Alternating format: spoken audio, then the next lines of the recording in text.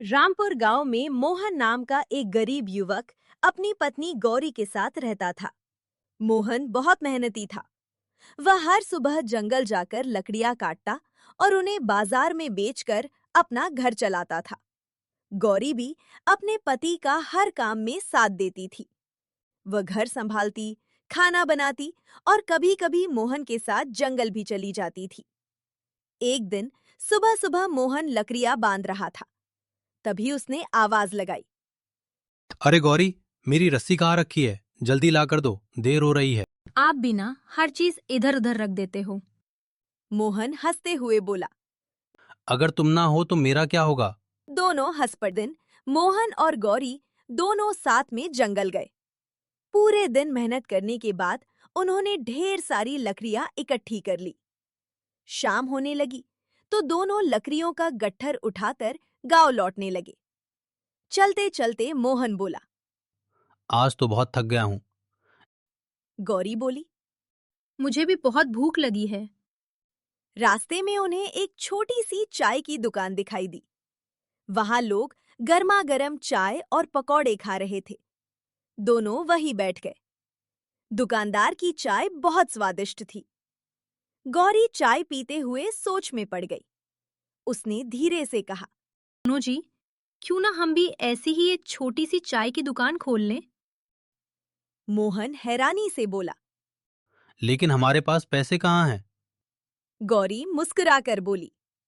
हमारे पास मेहनत तो है ना। आप लकड़ी से दुकान बना देना और मैं स्वादिष्ट चाय बनाऊंगी। मोहन को गौरी की बात पसंद आ गई। गांव वाले रोज वहां आने लगे। एक बूढ़ा आदमी बोला। बेटा, तुम्हारी चाय में बड़ा प्यार है। दूसरा बोला।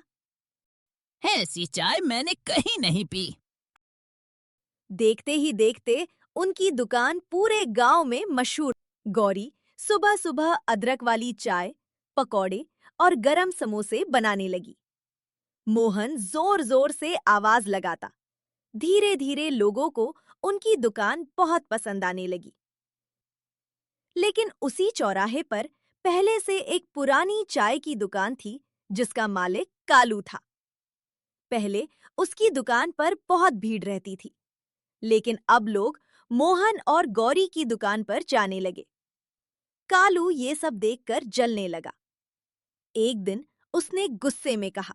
अगर यही चलता रहा तो मेरा धंधा बंद हो जाएगा। मुझे कुछ करना पड़ेगा। उस रात कालू ने अपने 2 आदमियों को बुलाया और बोला। आज रात उनकी दुकान तोड़ देना। मोहन और गौरी घर पर सो रहे थे। तभी कुछ लोग चुपके से उनकी दुकान के पास पहुंचे और उसे तोड़-फोड़ कर चले गए। सुबह जब मोहन और गौरी वहां पहुंचे तो उनकी दुकान टूटी हुई थी। बर्तन इधर-उधर पड़े थे। गौरी की आंखों में आंसू आ गए। मोहन ने उसका हाथ पकड़कर कहा। रो मत गौरी, मेहनत करने वाले कभी हार नहीं मानते। दोनों ने फिर से दुकान ठीक करनी शुरू कर दी। गांव वालों ने भी उनकी मदद की। किसी ने बर्तन दिए, किसी ने लकड़ी दी तो किसी ने पैसे दिए। 2 दिन बाद उनकी दुकान फिर से तैयार हो गई। अब की बार मोहन ने दुकान के बाहर एक बड़ा बोर्ड लगाया। सुनहरी चाय की दुकान, यहाँ चाय के साथ प्यार भी मिलता है। ये बात पूरे इलाके में फैल गई। अब तो दूर दूर के लोग भी उनकी दुकान पर आने लगे। एक दिन गांव के मुखिया को पता चला कि कालू ने ही दुकान तुड़वाई थी। पंचायत बुलाई गई। कालू को सबके सामने अपनी गलती माननी पड़ी। वह शर्मिंदा होकर बोला। मुझे माफ कर दो, मैं तुम्हारी सफलता से जलने लगा था। मोहन ने मुस्कुराकर कहा। गलती इंसान से ही होती है, लेकिन हमें दूसरों को गिराने के बजाय खुद आगे बढ़ने की कोशिश करनी चाहिए। कालू को अपनी गलती का एहसास हो गया।